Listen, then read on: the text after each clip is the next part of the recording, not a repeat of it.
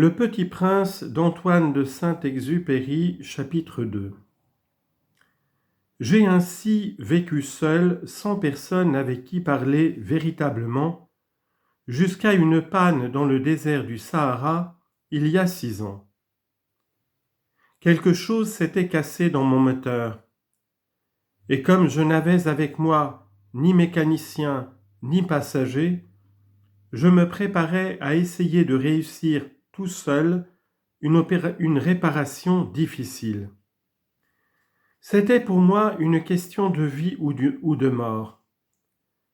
J'avais à peine de l'eau à boire pour 8 jours.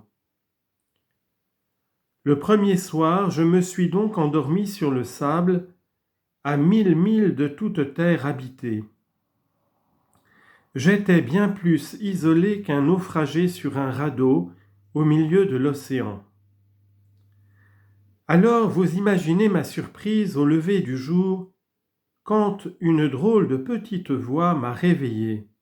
Elle disait : « S'il vous plaît, dessine-moi un mouton. » « Hein ? Dessine-moi un mouton. » J'ai sauté sur mes pieds comme si j'avais été frappé par la foudre.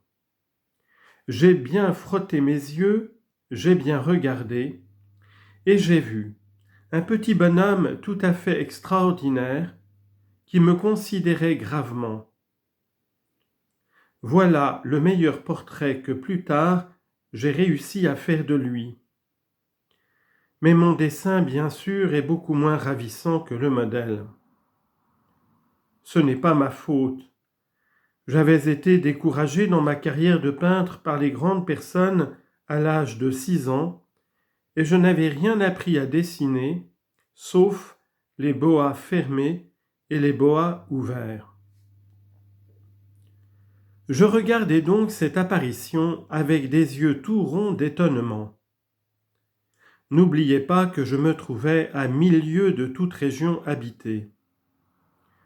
Or, mon petit bonhomme ne me semblait ni égaré, ni mort de fatigue, ni mort de faim, ni mort de soif, ni mort de peur. Il n'avait en rien l'apparence d'un enfant perdu au milieu du désert, à 1000 milles de toute région habitée.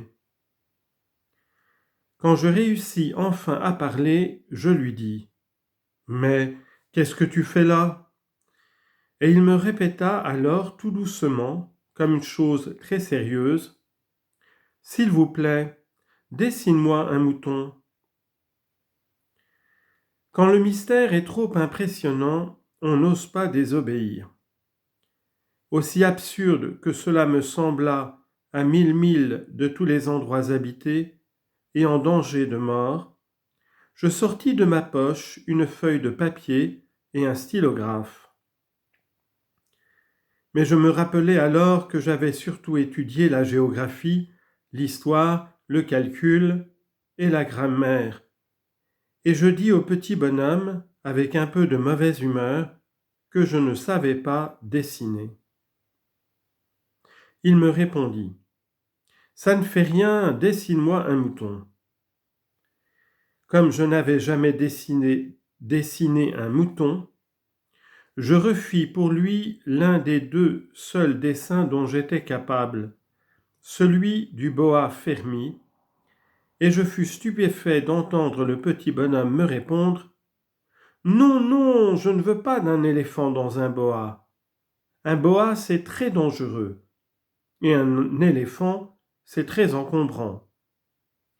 Chez moi, c'est tout petit. J'ai besoin d'un mouton. Dessine-moi un mouton. » Alors j'ai dessiné. Il regarda attentivement, puis : « Non, celui-là est déjà très malade. Fais-en un autre. » Je dessinais. Mon ami sourit gentiment avec indulgence. « Tu vois bien, ce n'est pas un mouton, c'est un bélier. Il a des cornes. » Je refis donc encore mon dessin. Mais il fut refusé comme les précédents. « Celui-là est trop vieux, je veux un mouton qui vive longtemps. »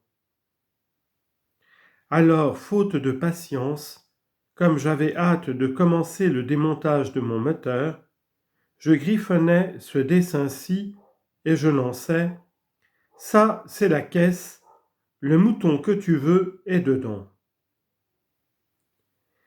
Mais je fus bien surpris de voir s'illuminer le visage de mon jeune juge.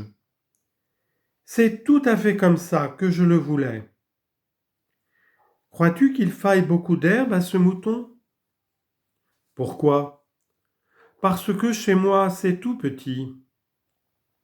Ça suffira sûrement. Je t'ai donné un tout petit mouton. Il pencha la tête vers le dessin. Pas si petit que ça. Tiens, il s'est endormi.